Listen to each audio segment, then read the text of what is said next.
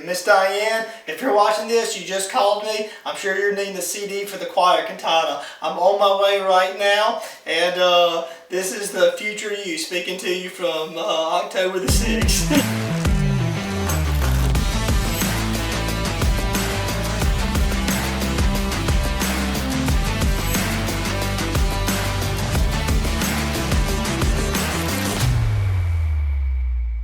Hey everybody, today I want to do something before we even get started. I want to light a candle.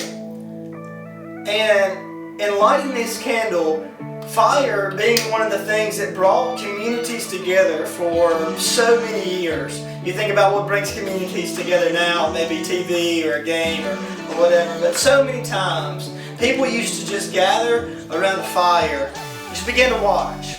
So when we think about fire, obviously in the story that we're in today, we think about Sodom and Gomorrah and everything that goes around with that. But more than we think about Sodom and Gomorrah, the idea of Lot and Lot turning back to look, or Lot's wife turning back to look at the city as it was being destroyed by fire. And in the moment that she turned back, she was turned into a pillar of salt. And so when I look at this fire, I kind of just begin to think about a lot of different things. Like I begin to think, and maybe I could be wrong, but I think about things that maybe we tend to look back to. Things that maybe we've done wrong in our past that we kind of feel ashamed of or guilt of.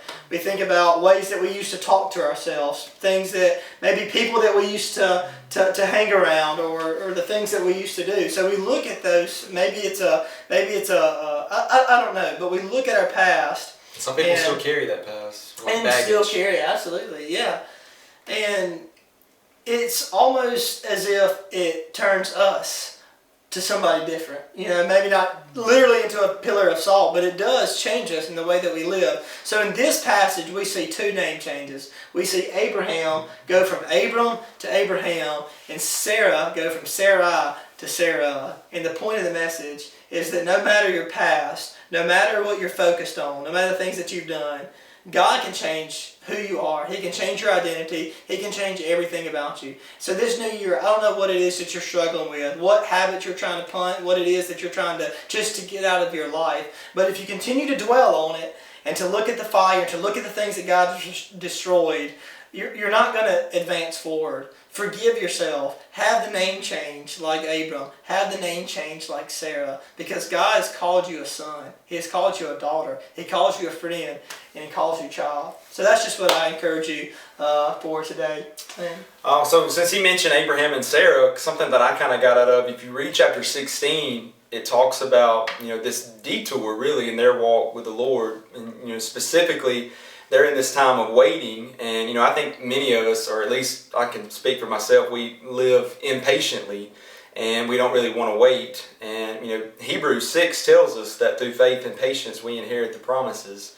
And as I read through that, it just brought up some good evidence that it's so important that when we walk by faith, and one of that's just waiting on the Lord. I think that when we stop trusting God, we start to make hastily decisions that possibly, aren't in our best interest, and they're going in the wrong direction.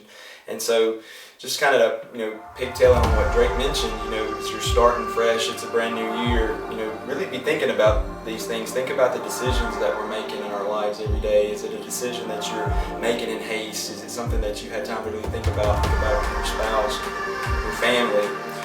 Because when we rush into things, we really can rush into dangerous consequences if we don't really sit back and look at the big picture. But it's really important to just be patient and just know that God's time is always the right time. Hey everybody else, thank y'all so much for watching, and I'll see y'all in the next video as we tackle the next 5 chapters.